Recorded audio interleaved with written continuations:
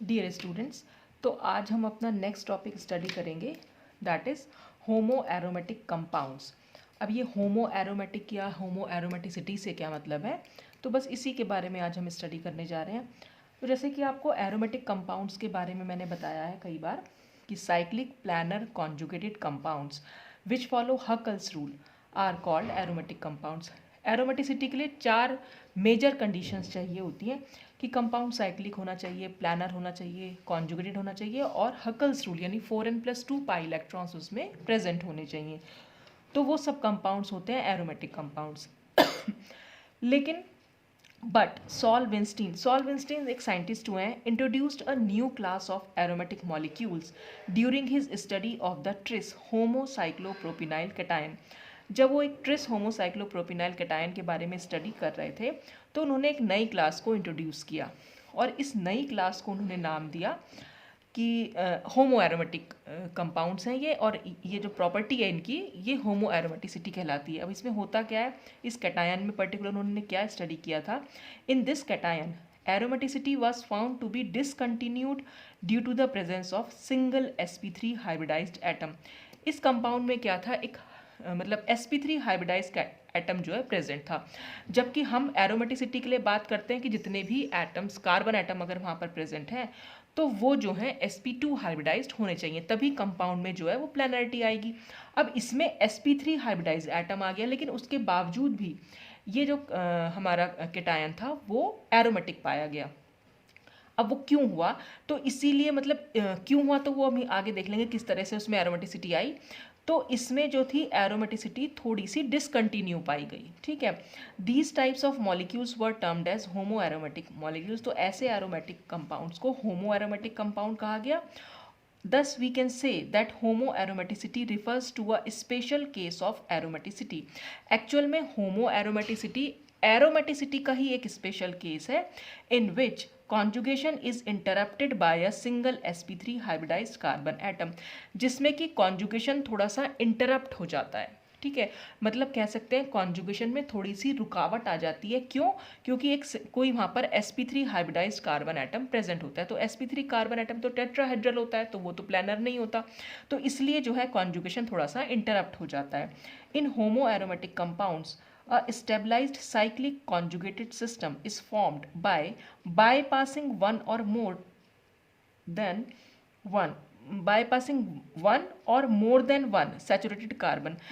होमो aromatic compound में एक stabilized cyclic conjugated system form तो होता है, लेकिन कैसे, उसमें हमें एक या ज़्यादा सैचुरेटेड कार्बन मतलब sp3 कार्बन को बाईपास करना होता है। बाईपास का मतलब हमें उसे काउंट ही नहीं करना कॉन्जुगेशन में। अब कैसे हम नहीं काउंट कर पा रहे हैं, उसको कैसे बाईपास कर रहे हैं, वो हम अभी आगे देखेंगे। तो कुल मिलाकर ये कि कोई भी इस टाइप का कंपाउंड है जहाँ पर sp3 हाइब्रिडाइज्ड कार्बन है, जनरली ये आयन फॉर्म में होते हैं, कैटायनिक होंगे या एनायनिक होंगे, न्यूट्रल कंपाउंड्स भी हैं लेकिन बहुत कम है। तो अगर उनमें कहीं पर भी sp3 कार्बन है तो उसको हमें बाईपास करके अगर कॉन्जुगेशन मिल रहा है, यानी उसको छोड़कर आप कह सकते हैं अगर हमें कॉन्जुगेशन मिल रहा है तो हम समझ लेंगे कि वो एरोमेटिक है। तो ऐसे एरोमेटिक कंपाउंड्स को हम होमो एरोमेटिक कंपाउंड्स बोलेंगे। तो पहले आप इसका स्क्रीनशॉट लीजिए, फिर हम एग्जाम्पल की हेल्प से समझेंगे कि आखिर ये होमो एरोमेटिसिटी है क्या चीज़। देखिए, such compounds are definitely less stable. जाहिर सी बात है ये लेस स्टेबल तो होंगे ही, क्योंकि एरोमेटिक कंपाउंड्स हमारे सबसे ज़्यादा स्टेबल होते हैं क्योंकि उनमें कंप्लीट कॉन्जुगेशन होता है। As they show poor overlap of the p orbitals, क्योंकि ये कंपाउंड्स क्यों लेस स्टेबल है, क्योंकि इनमें p ऑर्बिटल्स की एक पुअर ओवरलैपिंग हमें देखने को मिलती है। बहुत अच्छा सा कॉन्जुगेशन बहुत नहीं हो पाता, पुअर ओवरलैपिंग होती है। जैसे कि फॉर एग्जाम्पल यहाँ पर हम बात करेंगे होमोट्रोपाइलियम कैटायन की। ट्रोपाइलियम कैटायन आप लोगों ने देख लिया, मैंने लास्ट वीक में समझाया भी था आपको, 7 कार्बन एटम्स होंगे और एक पॉजिटिव चार्ज होगा, तो वो होता है ट्रोपाइलियम कैटायन, ठीक है। तो उसमें अगर हम उसी की फॉर्म हम देख सकते हैं होमोट्रोपाइलियम कैटायन कैसे बनेगा वो देखते हैं अभी। तो व्हेन साइक्लो ऑक्टा टेट्राइन यानी COTA, मैंने आपको अच्छे से समझाया हुआ था, ये जो है हमारा ये वाला स्ट्रक्चर जो होता है COT, ये नॉन प्लानर होती है, एक्चुअल में ये टब शेप्ड की होती है, तो ये नॉन प्लानर स्ट्रक्चर है। जब when it is dissolve in concentrate H2SO4, जब इस साइक्लो ऑक्टा टेट्राइन को हम कॉन्सेंट्रेट H2SO4 में डिजॉल्व करते हैं तो क्या होगा, H2SO4 का क्या काम है, H प्लस को देना, तो ये क्या करेगा, प्रोटॉन को देगा, H प्लस मतलब प्रोटॉन। तो अब proton adds to one of the double bonds to form the homotropylium ion और साइक्लोऑक्टा ट्राइइनाइल कैटायन।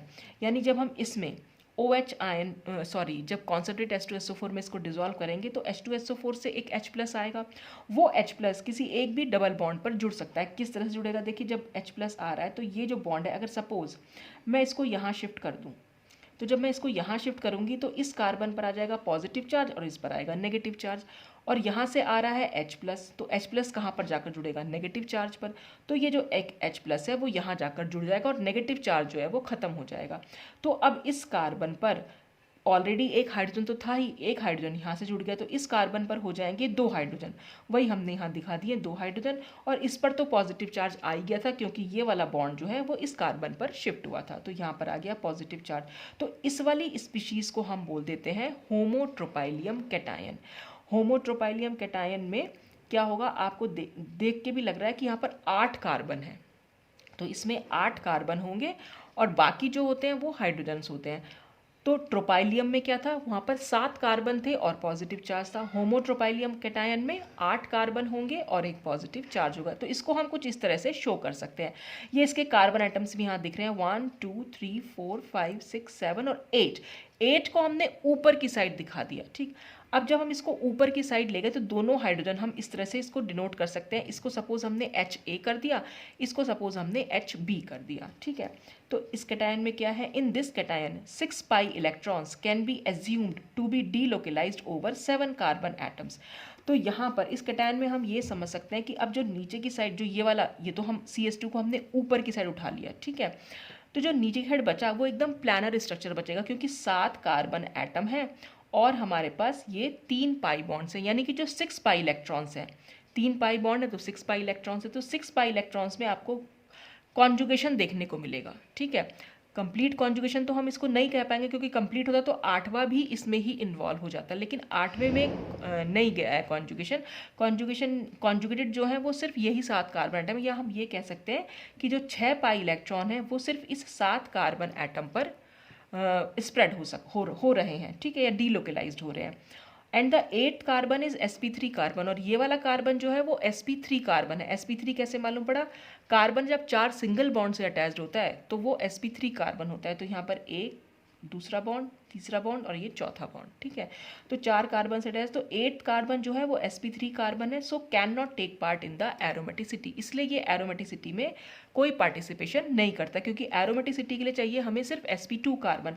तो आप देख भी सकते हैं यहाँ पर बाकी सारे कार्बन, देखिए इस कार्बन को छोड़कर ये वाला चाहे 1 2 3 4 5 6 7, ये जो 7 कार्बन है ये सातों के सातों sp2 कार्बन है, और क्योंकि ये सातों sp2 कार्बन है इसलिए जो है यह यहाँ पर जो है कॉन्जुगेशन अच्छे से दिखाई दे रहा है, और यहीं पर हम उसकी एरोमेटिसिटी को मानते हैं। हम 8th कार्बन को यहाँ मान ही नहीं रहे हैं क्योंकि वो थोड़ा टेट्राहेड्रल कार्बन है, तो थोड़ा सा प्लेन में तो है ही नहीं, प्लेन से थोड़ा सा ऊपर उठा हुआ है, तो वो प्लेन से ऊपर हमने यहाँ पर उठाकर दिखा भी दिया। ठीक, अब फाइनली ऐसा सिर्फ देखने से हम नहीं बता सकते हैं कि कोई कंपाउंड एरोमेटिक है या नहीं है। फाइनल जो डिसीजन कहते हैं जो लेगा वो स्पेक्ट्रोस्कोपी की हेल्प से, यानी कि NMR स्पेक्ट्रम से हम पता लगाएंगे कि ये कंपाउंड एरोमेटिक है या नहीं है। ठीक है, अब इन NMR spectrum the 2 bridge protons कौन से हो गए, जो हमने यहाँ पर ऊपर की साइड दिखाया, इनको हम ब्रिज प्रोटॉन कह रहे हैं क्योंकि ये इस कार्बन और इस कार्बन के बीच में समझ लीजिए एक ब्रिज की तरह काम कर रहे हैं, तो इसलिए ब्रिज कार्बन हो गए। यानी कौन से proton and sp3 carbon have very different chemical shift. इन दोनों ही प्रोटॉन्स के NMR में हमें 2 केमिकल शिफ्ट दिखाई दिए। The inner HB proton being at low delta, यानी इनर HB का हमें बहुत कम, इनर HB से क्या मतलब है, ये वाला, ये HB है, ये HA है। देखिए ये जो HB है ये ठीक इस रिंग के ऊपर आ रहा है, रिंग के ठीक ऊपर है, जैसे यहाँ पर है ये पूरी रिंग है सपोज है, H जो है यहाँ ऊपर उठा हुआ है तो यहाँ पर HB है और इधर की साइड HA है, यानी HA इस रिंग से बाहर की साइड है और HB जो है रिंग के अंदर है। तो जब मैंने आपको, अगर मान लीजिए हम इसे एक्सटर्नल मैग्नेटिक फील्ड में रखते हैं सपोज यहाँ पर, ठीक है, तो क्या मैंने आपको बताया था कि इंड्यूस्ड रिंग करंट जो है मॉलिक्यूल में डेवलप हो जाती है जब हम उसे एक्सटर्नल मैग्नेटिक फील्ड में रखते हैं, और उस रिंग करंट की वजह से एक इंड्यूस्ड मैग्नेटिक फील्ड भी रिंग में प्रोड्यूस हो जाता है। और उसकी डायरेक्शन किस तरह से होती है, मान लीजिए जैसे ये हमारी रिंग है, सपोज यहाँ पर हमारी रिंग है और हमने ये जो है एक्सटर्नल मैग्नेटिक फील्ड ऊपर की साइड लगाया हुआ है, सपोज ऐसे आप समझ लीजिए, ठीक। तो इस रिंग में जो होंगे इलेक्ट्रॉन्स वो सर्कुलेट होना शुरू हो जाएंगे। तो जब वो रिंग में सर्कुलेट होंगे तो उसकी वजह से एक मैग्नेटिक फील्ड इंड्यूस हो जाएगा। और उसकी डायरेक्शन भी कैसे होगी, उसकी डायरेक्शन ऐसे होती है, बाहर से तो वो ऐसे आएगा, यानी आउटर जो मैग्नेटिक फील्ड है, यानी जो एक्सटर्नल मैग्नेटिक फील्ड है उसी की डायरेक्शन में होगा। लेकिन फिर क्या होगा, फिर वो ऐसे जाएगा, ठीक है, मतलब ऐसे उठा और ऐसे गया, डायरेक्शन आप समझ लीजिए, ये आपकी तरफ आती हुई फिर ये नीचे की तरफ जाती हुई। तो जो ये वाला HA है, ये तो इसको जो मैग्नेटिक फील्ड फील होगा, यहाँ पर ज़्यादा मैग्नेटिक फील्ड फील होगा। एक तो वो इनर वाला जो इसमें प्रोड्यूस्ड हो रहा है, और एक ये जो एक्सटर्नल मैग्नेटिक फील्ड, क्योंकि दोनों की डायरेक्शन सेम है तो इसलिए जो ये HA होगा ये थोड़ा सा डी शील्डेड होगा। ये सब कुछ मैंने रिंग करंट में एक्सप्लेन किया था, जब मैंने क्राइटेरिया फॉर एरोमेटिसिटी बताए थे तो वहाँ पर एक्सप्लेन किया था। तो इसको तो बहुत ज़्यादा मैग्नेटिक फील्ड फील होगा। लेकिन इस वाला HB क्या है, HB तक आते आते क्या, क्योंकि HB हमारा यहाँ की ये इस तरह से अगर ये रिंग है तो HA बाहर की साइड है और HB जो है इधर की साइड है। तो जब ये मैग्नेटिक फील्ड ऐसे आया जो इंड्यूस्ड था, जो ऐसे आया फिर वो ऐसे गया, तो यानी जो यहाँ पर HB था उसको उल्टी डायरेक्शन मिली इंड्यूस्ड मैग्नेटिक फील्ड की। उसको दो डायरेक्शन मिल रही है, एक तो एक्सटर्नल मैग्नेटिक फील्ड की ये वाली डायरेक्शन है और जो इंड्यूस मैग्नेटिक फील्ड है उसकी डायरेक्शन है ऐसी। तो ये दोनों एक दूसरे को अपोज कर रहे हैं, तो ये थोड़ा सा कम मैग्नेटिक फील्ड को फील करेगा, ठीक है। तो इसलिए ये वाला जो है वो क्या हो जाएगा, वो थोड़ा सा शील्डेड हो जाएगा और ये थोड़ा सा डी शील्डेड हो जाएगा। तो यहाँ पर ये इस तरह से जो एक डाइट्रॉपिक मॉलिक्यूल में भी मैंने आपको यही बताया था कि जो आउटर प्रोटॉन्स होते हैं वो डी शील्डेड होते हैं, जो इनर प्रोटॉन्स होते हैं वो शील्डेड होते हैं। यहाँ पर आप इसको इनर प्रोटॉन की तरह मान सकते हैं, ठीक है। और ऐसा हुआ भी, क्योंकि जब NMR स्पेक्ट्रम इसका देखा गया तो दोनों ही H जो थे वो दोनों की केमिकल शिफ्ट की वैल्यू डिफरेंट थी, ठीक है।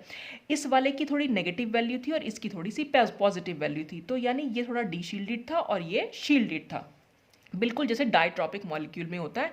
और डाइट्रॉपिक मॉलिक्यूल एरोमेटिक होते हैं। तो क्योंकि यहाँ पे हमने एज्यूम किया हुआ है इसको इस तरह से, इसलिए हम इसको कंप्लीट एरोमेटिक ना कहकर होमो एरोमेटिक कह रहे हैं। तो ये एरोमेटिक कंपाउंड के कंपैरिजन में थोड़ा सा लेस स्टेबल हो जाते हैं ऐसे कंपाउंड्स। तो the inner HB proton being at low chemical shift, यानी ये डी शील्डेड HB जो है शील्डेड रीजन में है, तो इसलिए इसकी डेल्टा की वैल्यू जो है थोड़ी सी लो है। And the outer HA proton जो बाहर की साइड है at higher delta 5.2 positive value अगर मिल रही है तो इसका मतलब वो डी शील्डेड रीजन में है। तो बाहर वाला डी शील्डेड रीजन में है, अंदर वाला शील्डेड रीजन में है। The chemical shift difference for HA and HB is that expected for protons in inner and outer position in a ditropic molecule। बिल्कुल वही जो मैंने आपको बताया कि डाइट्रॉपिक मॉलिक्यूल में जो आउटर होते हैं वो डी शील्डेड होते हैं और जो इनर होते हैं वो शील्डेड होते हैं। तो यहाँ पर भी यही हुआ है कि इसको आउटर की तरह ट्रीट कर सकते हैं और इसको इनर की तरह ट्रीट कर सकते हैं। इसीलिए हम ये मानकर ही हम इन दोनों को जो इनके जो केमिकल शिफ्ट जो मिले उसके बेसिस पर हमने ये एक्सप्लेनेशन दे दी। तो इसलिए ये एक थोड़ा बहुत इसमें कह सकते हैं कि एरोमेटिसिटी है और उसी थोड़ी बहुत एरोमेटिसिटी को हमने वर्ड दे दिया होमो एरोमेटिसिटी। तो होमो aromatic compounds are generally exist as cationic and anionic species, but some studies also gives the evidences for the existence of neutral homoaromatic molecules। तो homoaromatic compound जनरली तो हमें cation या anion की form में मिलेंगे, लेकिन थोड़े बहुत न्यूट्रल मॉलिक्यूल के बारे में भी हमें जानकारी मिली है, दो दीज आर लेस कॉमन, हालांकि बहुत ही कम क्वांटिटी में हमें इनके बारे में पता चला है। तो इसकी पहचान हमें कैसे होगी, एरोमेटिक कंपाउंड को हम देखकर कैसे पहचान पाएंगे। तो अगर कहीं पर भी आपको ऐसा दिखाई दे इस तरह का, जैसे यहाँ पर है पॉजिटिव चार्ज हो किसी भी मॉलिक्यूल पर, अगर यहाँ पर जैसे ऑल्टरनेट डबल बॉन्ड है, ठीक है, ऑल्टरनेट डबल बॉन्ड हो, पॉजिटिव चार्ज हो और पॉजिटिव चार्ज के ठीक बगल में एक sp3 कार्बन है, तो हम ये कह सकते हैं कि वो कंपाउंड थोड़ा सा उसको हम कंपाउंड थोड़ा बहुत एरोमेटिक है, इसका मतलब वो होमो एरोमेटिक हो सकते हैं। जैसे फॉर एग्जाम्पल हमारे पास कोई ऐसा एग्जाम्पल हो इस तरह से, ठीक है, तो यहाँ पर कॉन्जुगेशन भी होगा, यहाँ यहाँ और यहाँ, इन तीनों मॉलिक्यूल तीनों एटम्स में हमें कॉन्जुगेशन दिख रहा है। पॉजिटिव चार्ज अगर डबल बॉन्ड के साथ कॉन्जुगेशन में है, यानी डबल बॉन्ड सिंगल बॉन्ड फिर पॉजिटिव चार्ज, तो यहाँ पर प्लैनरिटी कॉन्जुगेशन साइक्लिक तो सब कुछ प्रूव हो ही रहा है। और साथ ही साथ क्या है, इसके साथ ये sp3 कार्बन भी है, तो जो कॉन्जुगेशन है वो खाली हमें इतने पोर्शन में दिखाई देगा, ठीक है। और ये हमारा sp3 कार्बन अलग जैसे ऊपर की साइड आ गया है, क्योंकि ये तो तीनों कार्बन प्लेन में होंगे, ये प्लेन में नहीं होगा, प्लेन से थोड़ा सा ऊपर की साइड होगा। तो इस वाले कंपाउंड को हम कह सकते हैं कि ये एक होमो एरोमेटिक कंपाउंड का एग्जाम्पल है। तो जहाँ पर भी पॉजिटिव चार्ज हो, पॉजिटिव चार्ज के साथ डबल बॉन्ड जो है वो कॉन्जुगेशन में हो, और पॉजिटिव चार्ज से नेक्स्ट कार्बन पर sp3 का मतलब नेक्स्ट कार्बन sp3 कार्बन हो, तो कह सकते हैं कि वो कंपाउंड होमो एरोमेटिक होगा। तो homoaromatic compound aromatic compound के कंपैरिजन में लेस स्टेबल होते हैं, लेकिन एंटी एरोमेटिक से ज़्यादा स्टेबल हो जाएंगे, क्योंकि एंटी एरोमेटिक तो बहुत ही सबसे लेस स्टेबल हमारे एंटी एरोमेटिक होते हैं। तो इस तरह से हम होमो एरोमेटिसिटी को समझ सकते हैं कि थोड़ा बहुत एरोमेटिसिटी यहाँ पर देखने को मिलती है। तो जैसे हमने यहाँ पर, और इसीलिए ट्रोपाइलियम कैटायन था जो नॉर्मली उसमें 7 कार्बन थे, एक पॉजिटिव चार्ज था। तो होमोट्रोपाइलियम हम क्यों बोल रहे हैं, क्योंकि अभी भी 7 ही कार्बन है, पॉजिटिव चार्ज है, बस ये 8वां कार्बन जो है वो sp3 कार्बन है। तो ये होमोट्रोपाइलियम आयन हम यहाँ पर इसको बोल सकते हैं। तो ये थोड़ा बहुत था होमो एरोमेटिक कंपाउंड्स के बारे में, या होमो एरोमेटिसिटी पर अगर शॉर्ट नोट आता है तो आप कैसे लिखेंगे वो मैंने आपको यहाँ पर सब समझा दिया। तो आज के लिए बस इतना ही। Thanks for watching.